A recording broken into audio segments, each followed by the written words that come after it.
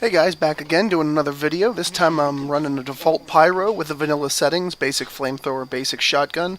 In the payload, Badlands, I am currently, or not Badlands, excuse me, Badwater Basin, and I am currently waiting to flank guys as they come out.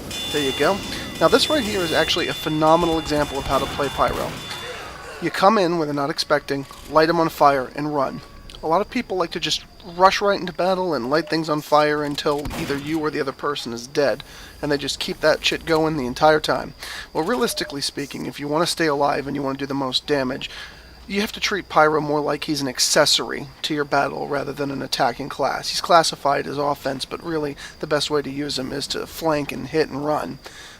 Which is sort of what I do here, but I make that error of the, oh, I'm going to see how many I can kill while light, and then there you go. I light as many on fire as possible, and I successfully do so, but since they're all next to the cart, it's really not going to do me a lot of good, and it certainly didn't kill more than like one of them, so as you can see, I've just had the odds stacked against me.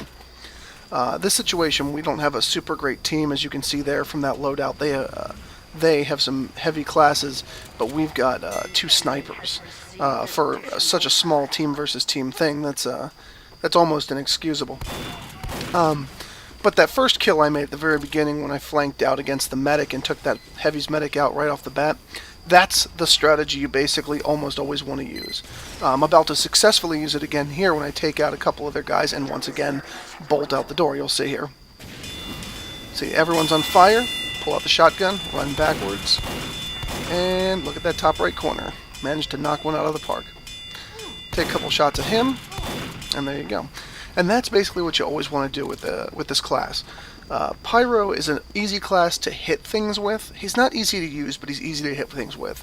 It's also easy to become very greedy, in that, you know, you light something on fire, and then you just want to keep lighting it on fire until, you know, you're boned.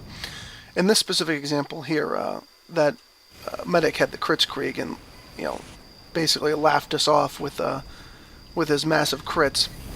And unfortunately, it was a bad time to bring out the Wrangler, which cost him the NG that was up there with me, basically that battle. I'm able to sneak right out here before they get the point, and I can make my daring escape. So that's, you know, my basic plan with Pyro. The other things you have to remember about Pyro is that, you know, he has a fair amount of health, so he can take a little bit of damage, but you can't really just, you're not a tank. You can't just rush into battle and hope for the best. So you'll see as a theme through the rest of this battle here, I am going to flank them from behind. Now granted, we're losing our points to them, but we're still putting up a little bit of a fight, and we're keeping them slowed down, because frequently in this map, you wind up having your big final showdown in the final choke point in the pit where the drop is. Now here, I'm proud of myself here. I actually lived through this. Yeah, spoiler alert. But I managed to worm my way out of the situation, only to be caught by a demo man from behind here as I back up. Because see, look, I lived, and then wham! But anyhow, you can see the basic strategy. I use it over and over again, and I'm going to use it even more effectively here. Knowledge of the maps that you're on definitely helps you in all these situations. You will never do as well in a map you don't know as one you do know, because you can plot your escapes and your exits. When you're playing Scout, you also want to fight a similar battle. You want to charge in, flank, hit and run, and then charge and flank from another direction.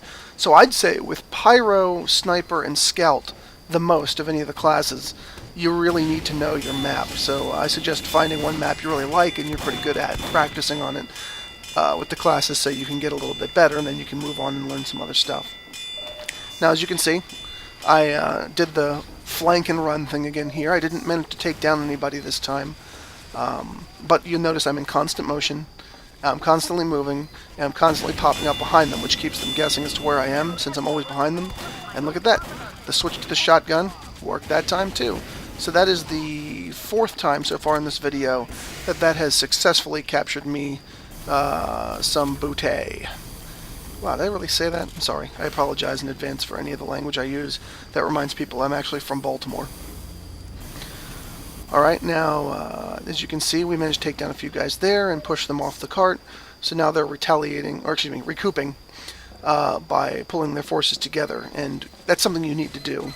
they're playing correctly. You really need to do that when you've got such a small number of people. Now here, I am, as you can see, I take care of my teammates. That's the second time I've had to go put somebody out because one of their pyros, stormed in, did some damage, and eventually died, making that same mistake I was telling you not to do before, where he just rushed in and tried to do all the damage he could with his flamethrower. When really, your flamethrower it's great, but it's not the end-all be-all of the pyro, and I strongly suggest people use his vanilla weaponry over top of the unlocks and things that you can get from him from crates and drops and so forth.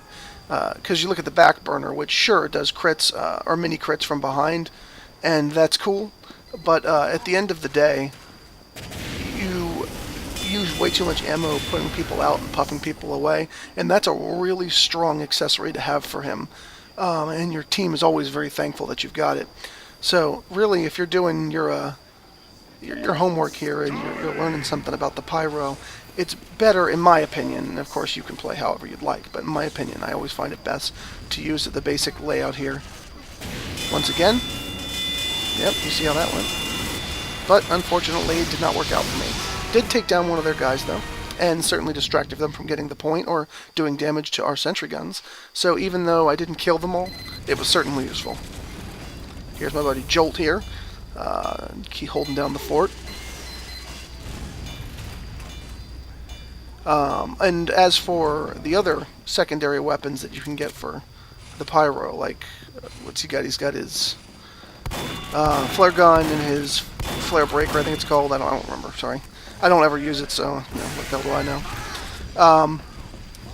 know? They're fine weapons, and they certainly do a fair amount of damage if you can hit very accurately with them, but sometimes you don't have the accuracy needed in a situation, and let's be honest, if you're using pyro, you're more than likely not trying to be accurate to begin with. The flamethrower's not exactly a sniper rifle, so to speak.